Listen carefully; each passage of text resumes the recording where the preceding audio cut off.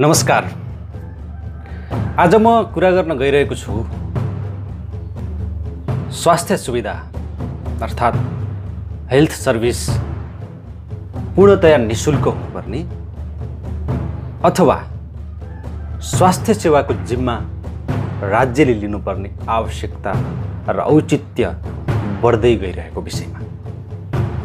साथीहरू, सन् 2012 मा संक्रामक रोग विशेषज्ञहरू जो अमेरिकाका हुनुहुन्थ्यो एन्थोनी फौसी र डेभिड मोरेन्सले गरेको एक अध्ययन अनुसार 1940 देखि 2004 सम्म मात्रै 64 वर्षको अवधिमा 300 भन्दा बढी संक्रामक रोगहरूले विश्वलाई आक्रान्त पारिसकेको छ। मानव सभ्यतालाई नै प्रभावित गर्ने क्षमता राख्दछन् संक्रामक रोगहरूले। अहिले त्यस्तै एउटा महामारी कोरोना महामारीसँग हामी जुधिरहेका छौँ, विश्व नै जुधिरहेको छ। हाम्रो दुर्भाग्य भन्नुपर्छ, देशमा कोभिड-19 संक्रमण यस्तो अवस्थामा छ, मानिसहरूले अस्पतालमा बेड पाइरहेका छैनन्। उनीहरू बेड नपाएर अस्पतालको बरन्डामा यहाँसम्म कि नयाँ पत्रिकाको यो समाचार हेर्नुहोस्, उनीहरू सबगृहको बाहिरपट्टि समेत बस्न बाध्य छ। सबगृह समेत मान्छेहरूलाई खुट्टा राख्ने ठाउँ छैन। बरन्डा अस्पतालको जहाँसुकै मान्छेहरू बस्न तयार छन्, तर त्यो ठाउँ पनि पाइरहेका छैनन्। अवस्था यस्तो छ। तर सरकार, राजनीति, उसको आफ्नै धुन छ, सत्ता। यस्तो सङ्कटको घडीमा, अहिलेको यो सङ्कटको घडीमा वास्तवमा राज्यको भूमिका नागरिकप्रति कस्तो हुनुपर्छ र हुँदो रहेछ भन्ने कुरा छताचुल्ल भएको छ। र हाम्रो जस्तो राज्य व्यवस्थाको सबभन्दा ठुलो कमजोरी यसले पुष्टि गरेको छ। एकजना बेलायती अनुसन्धाता फ्रेडरिक एङ्गेल्सले 1845 मा एउटा अनुसन्धान गरेर एउटा प्रतिवेदन लेखेका थिए। त्यसमा उनले लेखेका छन्, कङ्गालीकरण र अपमान दुईटै परिपूरक कुरा हो। कङ्गालीकरणले अपमान सिर्जना गर्छ र अपमानले कङ्गालीकरण पनि सिर्जना गर्छ। यो मात्र राज्यले एउटा समय कालखण्डमा गरेको अपमान मात्रै होइन, यसले दूरगामी असर पार्नेछ। अहिलेको अवस्था, एकातिर सरकारी अस्पतालमा बिरामीहरू राख्ने ठाउँ छैन, राख्ने ठाउँ नभए पनि त्यहाँका स्वास्थ्यकर्मीहरूले मेहनत गरेर उपचार गर्छौँ भनिरहेका छन्। तर त्यसमा दुई किसिमको स्वास्थ्य व्यवस्था छ। एउटा निजी पैसा हुनेहरूका लागि, अर्को सरकारी सामुदायिक पैसा नहुनेहरूका लागि। पैसा हुनेहरूका लागि खोलिएका अस्पतालहरू यतिखेर कोभिड-19 बिरामीहरूलाई भर्ना लिँदैनौँ भनिरहेका छन्। यस्तो गैरजिम्मेवारीपूर्ण स्वास्थ्य सेवा जस्तो अत्यावश्यक सेवामा पनि द्वैत चरित्र छ। एउटै सेवा दिने दुईटा फरक संस्थाले, एउटाले भ्याइ नभ्याइ गरेर उपचार गरिरहेको छ, अर्कोले भने कोरोनाका बिरामीहरूलाई ढोका बन्द गरेर बसेको छ। स्वास्थ्य सेवा जस्तो विषयलाई निजी अस्पतालहरूले, निजी स्वास्थ्य संस्थाहरूले व्यवसाय बनाइरहेका छन्। सरकार मूकदर्शक छ, जनता लाचार। साथीहरू, कोरोना महामारीले विनाश मात्रै सिर्जना गरेको छैन, सन्देश पनि सँगसँगै लिएर आएको छ। यो महामारीले, हरेक महामारी, हुन त हरेक सङ्कटको घडीमा त्यसले सन्देश ल्याएर पनि आउने पुरानै तथ्य हो। तर यो कोरोनाले सिकाएको सबैभन्दा ठुलो पाठ यतिखेर के हो भने, हाम्रो जस्तो देशका लागि स्वास्थ्य सेवाको पुनर्संरचना। अहिलेकै जस्तो स्वास्थ्य प्रणालीले अब आउने, तपाईँले अघि मैले एउटा अध्ययनको प्रतिवेदनको निष्कर्ष सुनाएको थिएँ, त्यस्ता महामारीहरू हिजो मात्रै आएका होइनन्, आज मात्रै भोगिरहेका छैनौँ, भविष्यमा पनि हामी भोग्नेछौँ, अझ बढ्दै जानेछ। कि त्यति बेला हाम्रो यस्तै खालको स्वास्थ्य संरचनाले भविष्य धान्छ? अब कुरा गरौँ के हाम्रो जस्तो देशमा स्वास्थ्य सेवाको पुनर्संरचना या पूर्ण सरकारीकरण सम्भव छ? तथ्यहरू भन्छन् छ। त्यसका केही आधारहरू म तपाईहरुलाई भन्छु। पहिलो आधार महामारीले निम्त्याएको कहर र सिकाएको पाठ नै हो। दोस्रो हाम्रो राजनीतिले लिएको या लिने भनेर वाचा गरेको दिशा। तेस्रो हाम्रो देशको संविधान। चौथो विश्वका अरू देशहरूको उदाहरण। अब म पालै पालो यी चारैवटा आधारहरूलाई प्रष्टीकरण गर्छु। साथीहरू, मैले यस विषयमा यस भिडियोको अवधारणा नै बताएँ। कसरी महामारीले हामीलाई स्वास्थ्य संरचनाको पुनर्संरचना अर्थात् पूर्ण सरकारीकरणको दिशातर्फ धकेल्दैछ या त्यो सन्देश दिइरहेको छ। 2074-75 सालको स्वास्थ्य सेवा विभागको एउटा तथ्याङ्कले भन्छ देशमा रहेका करिब 9,500 स्वास्थ्य संस्थामध्ये 2071 स्वास्थ्य संस्था निजी छन्।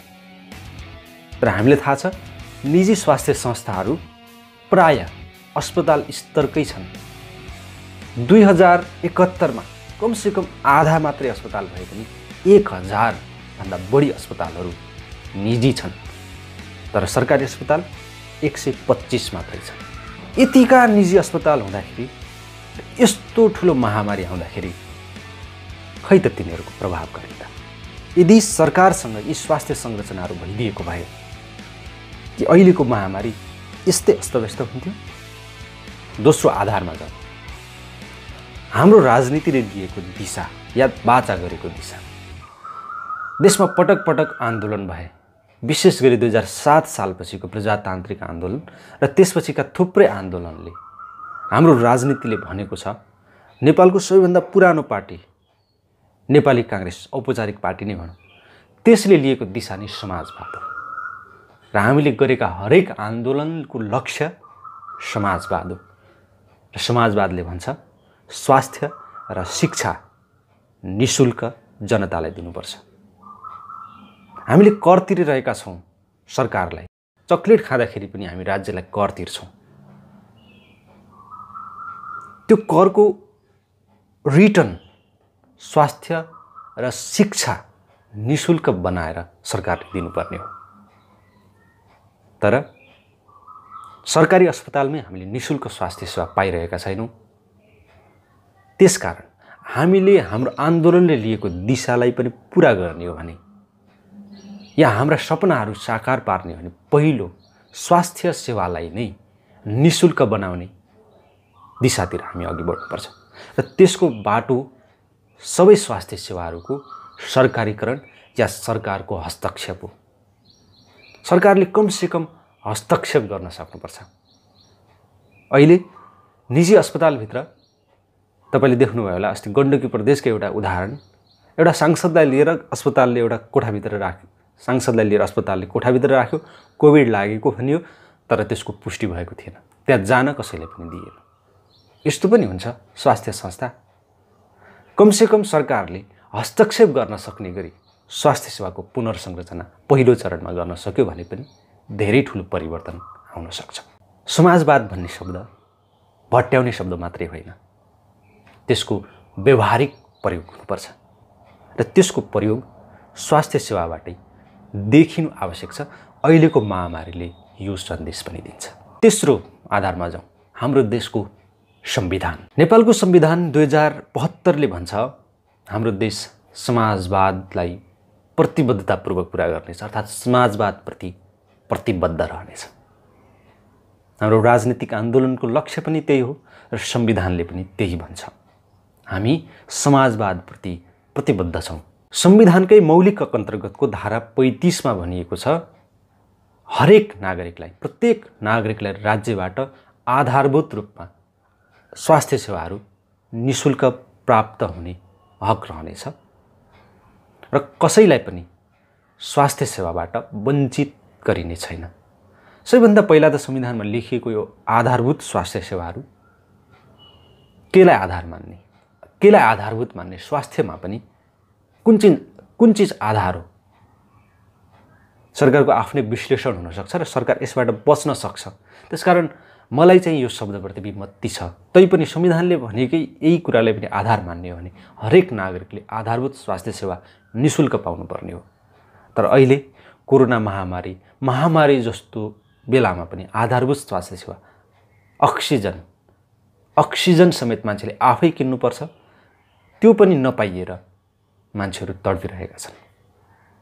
संविधानकै धारा 35 को धारा 3 ले भन्छ हरेक नागरिकलाई स्वास्थ्य सेवामा समान पहुँच हुनेछ। तर तपाईलाई थाहा छ निजी स्वास्थ्य संस्थामा स्विट रुम, डिलक्स रुम छन्।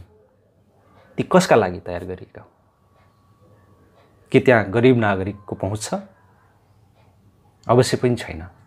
पैसा हुनेले प्राप्त गर्ने स्वास्थ्य सेवा एउटा छ, पैसा नहुनेले प्राप्त गर्ने स्वास्थ्य सेवा अर्को छ। संविधानको व्यवस्थाको बिल्कुल विपरीत छ यो अवस्था। त्यसकारण पनि हामीले सबै स्वास्थ्य संस्थालाई एउटै प्याराग्राफमा, एउटै क्यानभासमा राख्न सक्यौं भने, एउटै आयतनमा राख्न सक्यौं भने संविधानले भनेको यो हरेक नागरिकलाई स्वास्थ्य सेवामा समान पहुँच हुनेछ, यसको पनि प्रत्याभूति हुनेछ। 4 नम्बरको आधार छ अरू देशको उदाहरण। विश्वका यस्ता थुप्रै देशहरू छन् जहाँ स्वास्थ्य सेवा पूर्णतया सरकारको निगरानीमा हुन्छ या सरकारकै स्वामित्वमा हुन्छ।